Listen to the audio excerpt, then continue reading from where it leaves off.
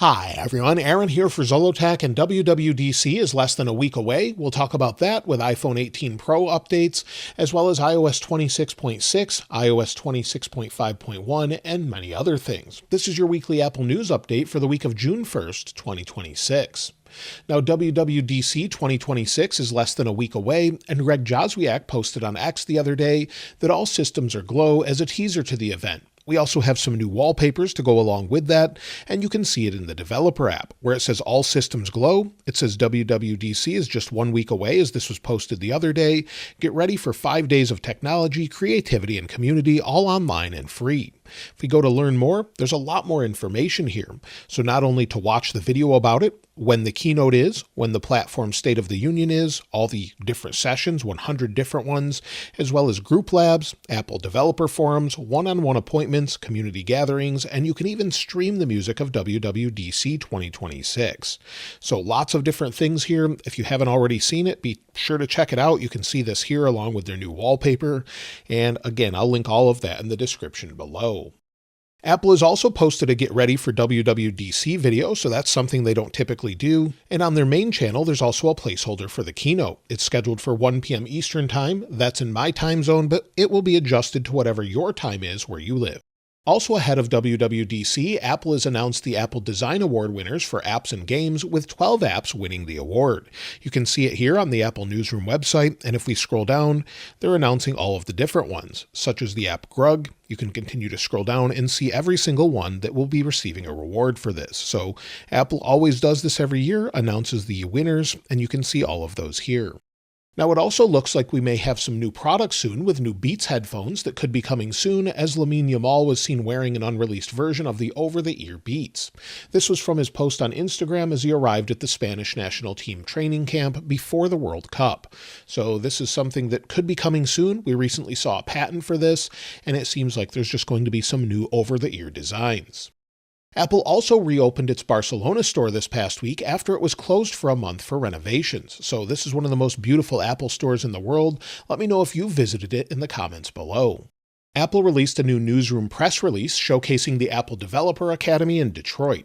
This year marks its 5th graduating class and focuses on apps created by those in Detroit and how they created their apps. You can see the press release here where it says Detroit's rising developers are supported by the Apple Developer Academy and inspired by their city. So it says, marking its 5th commencement, the Academy in Detroit has empowered over 1,800 learners since 2021 to build apps, businesses, and community. So if you want to read all about that, I'll link it in the description as well. Apple a little while ago introduced the Creator Studio app bundle, and this is actually introducing all new icons for apps such as Pixelmator Pro, Final Cut Pro, and more. Many, including myself, were very critical of Apple's new icon designs, as they don't seem as good as the previous icons in my opinion, or as clear as to what they're trying to portray.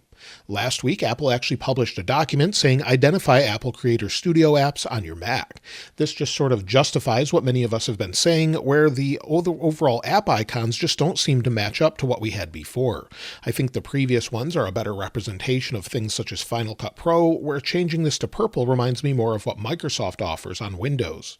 Also Logic Pro, and while I get what they were doing here, we have something that looks more like Motion for McDonald's, as well as Compressor and Pixelmator Pro just don't look as good as the previous icons. So maybe with this document, Apple has recognized this, and hopefully we see a change in the near future. As I mentioned in the weekend follow-up video, there's a new Apple Watch Activity Challenge available starting June 3rd. This one's a lot harder to earn as it requires running a 5K or at least a 5K in order to earn it. So again, this is in celebration of Global Running Day, and if you want to earn those this Global Running Day, record a running workout of at least 5K or 3.1 miles to earn this award. So you can see all the awards here. Now, if you're using Microsoft Office on Mac from 2019, you will soon no longer be able to edit documents. Microsoft is trying to push you to the latest version of Office, and so far, Office 365 and 2021 will still work, but you can see their announcement here. It says starting July 13th, some users may notice that Office apps, Word, Excel, PowerPoint, Outlook, or OneNote, can open and print files but cannot edit, save, or create new files, called Reduced Functionality Mode. This happens when support for Microsoft Office apps is no longer continued for older operating systems or devices. So just keep that in mind. If you're using that version, you'll have to upgrade to a new one in order to continue to create and edit documents. As far as other app updates, well, Meta is now looking to charge for extra features as it begins to offer plus versions of Instagram, Facebook, and WhatsApp. I certainly think this will be a hard sell as many people have been using Meta apps for free for years. However, some of the features could benefit creators, with Instagram, for example, offering how many people have rewatched a story or the ability to spotlight a story once a week to increase views. Let me know if you would ever subscribe to additional features on Meta apps. I know I probably won't, but let me know if you will, if you have on Instagram, WhatsApp, or others. As far as weekly Apple deals, AirPods 4 are now down to $99, so if you wanted to pick those up, it's a pretty good deal. AirPods Max 2 are down to $509. AirPods Pro 3 are on perpetual discount as well, and even the iPhone Air MagSafe battery pack is still down to $59. There's also additional discounts on things such as the M5 MacBook Air 15-inch being $200 off or so, as well as other discounts I'll link in the description below. When it comes to releases, well, we just had iOS 26.5.1 released the other day. However, at this point, I don't think we're going to see it released to more devices. Now, it's completely possible they do that, but this was specific for the iPhone 17 models and iPhone Air. It was to fix that charging issue where if you plugged in USB-C and your phone had completely depleted its battery and shut off, sometimes it wouldn't charge. Other than that, there's not a whole lot of updates in it, and so it looks like they're going to skip this version for now. So we may not see a version to fix things such as battery life and other bugs on all the older devices until maybe iOS 26.6. I think this is a bit of an oversight, as there's so many complaints about battery and other issues with iOS 26.5 that I think Apple really should acknowledge and address. But at this point, they're not doing that. Now, as far as the next release, iOS 26.6 Beta 2 could be as soon as this week, but most likely it won't happen until either next week or the week after. Typically every year we'll have WWDC. Apple will push out iOS 27 Beta 1, for example, next week after usually the keynote, maybe around 3 or 4 p.m. Eastern Time on June 8th, and then typically we wouldn't see the next beta until the following Monday. So that's normally what they do, but we don't know what they're going to do this time around, as they surprisingly pushed out iOS 26.6 Beta 1 a little bit early. So maybe we'll see Beta 2 this week, but it could be a couple weeks until we see Beta 2 as well. Now, we got our first look at some of the design upgrades to iOS 27 this year with some renders leaked from Mark Gurman. I did a separate video on that. However, there's more information pointing at updates to the different features. For example, reports from the news source The Information are now saying Apple will focus on-device AI at WWDC26.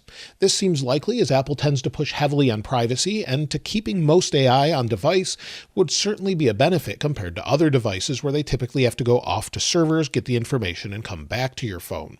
So anything on device, of course, would be welcome. Also, a recent report suggests that Apple is working to bring a split-screen app feature to iOS 27. Fixed Focus Digital on Weibo has said that Apple is developing a parallel view option for large screens and landscape orientation. Now, whether this is just maybe for the upcoming Fold display, or maybe iPad, or maybe all iPhones is unknown at this point, but having split view I know is one of the largest requested features. However, some people find it super helpful, some don't. It's something I don't typically use on Android devices, but I do enjoy the picture-in-picture feature. So just having that option I think would be welcome, and I know a lot of people would appreciate a return to landscape mode as well. Now, also with Siri 2.0, the new Siri chat app is said not only to keep your conversations on iPhone, but when using iCloud, it will sync across devices similar to how Apple does with things such as Notes, Photos, and others. So, of course, having a separate chat app that sort of syncs everything, this is very similar to what we would have with something such as ChatGPT or Gemini, so it makes sense that there would be some sort of history there. Of course, you could delete that if you'd like. Now, one thing we didn't expect to hear already is that Apple has started working on iOS 28, which is now said to be a more significant update than iOS 27 this year. According to Mark Gurman in his Power On newsletter, iOS 28 has a codename of Bell, and macOS 28 is codenamed Poppy. Internally, both are referred to as Boppy. What specific features we have, we don't really know, but it doesn't surprise me that they're already starting work on it, getting things ready, as Apple typically has multiple teams and hundreds of different people working on different versions. Now, Apple uses code names internally every year for the upcoming OS, and iOS 27 is no different, with it being known as Rave internally and macOS 27 known as Fizz. Together, they're known as Riz. So that's just a little bit behind the scenes from Mark Gurman. It's that time of the year again when the next iPhone models show up and give us an idea of the designs and color possibilities. Sonny Dixon posted new dummy models of the iPhone 18 Pro in 4 colors, with 3 of them being all new. iPhone 18 Pro is said to be coming in a light blue, black, silver like we already have, and new cherry color as well. I think I personally would go for the blue or black color, but which one do you actually like best? Do you like this sort of burgundy or cherry color, or would you prefer the blue color or black? Or maybe just stay with silver. But I think it would be a good way to differentiate between the 17 Pro and 18 Pro having all new colors like this. Now also keep in mind the colors are usually close to final, but the shades vary slightly once they release. iPhone 18 Pro is also said to feature an upgraded camera with a variable aperture, and Ming Chi Kuo has actually said this upgrade will cost Apple a 50% increase to build the camera module.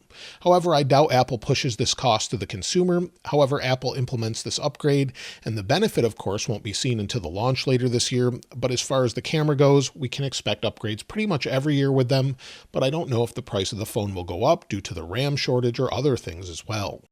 Now, we've also been hearing as recent as today that the iPhone 18 Pro models will feature larger batteries than the iPhone 17 Pro. Digital chat station on Weibo has said that the Chinese version of the iPhone 18 Pro will have a 4,056 mAh battery, while the US version will jump up to 4,288 mAh. This again seems to be due to the lack of physical SIM card tray, allowing more room for capacity of the battery. So hopefully we'll see increases, especially in the 18 Pro Max, and of course we'll see efficiency increases with the chipset as well. Now with the iPhone Fold, of course we don't have that just yet, we're now seeing dummy units of both the Fold and the 18 Pro, and we're also starting to see the first cases for those devices. iFunSmart has started listing a case for the iPhone Fold that protects the back and front and shows the dimension of the folding phone. However, it seems that that page has been taken down after it was listed last Wednesday. So for whatever reason, they took the page down, but it seems like it gives us a good idea of what to expect. Also, the iPhone Fold production trials are underway, and there was news a couple weeks ago that Apple was facing issues with the hinge. However, according to Fixed Focus Digital on Weibo, Apple is not having issues with the hinge, but rather surface mount technology and low yields. While it's still early to know yet if this will cause a delay, this is pretty normal for trial runs, where Apple can work out the bugs and then ramp up to millions and millions of devices. Apple continues to work on a glucose monitor for Apple Watch and has changed the leadership of the feature to Zhangjian Chen from Tim Millett, according to Mark Gurman. This is seen by some as a positive move in the right direction as the feature could be progressing. Now, if Apple can make a non-invasive glucose monitoring possible, that would be something that would revolutionize not only Apple Watch, but healthcare in general. So that's something that, of course, is life-dependent and has to be extremely accurate, and hopefully Apple can pull it off and then bring it to Apple Watch or maybe some other devices as well. But hopefully we'll see it very soon, as Apple has been working on it for many years. Now, we've known for some time that Apple is working on glasses similar to what Meta offers today. According to Mark Gurman, Apple is planning to disrupt the entire eyewear industry similar to Apple Watch.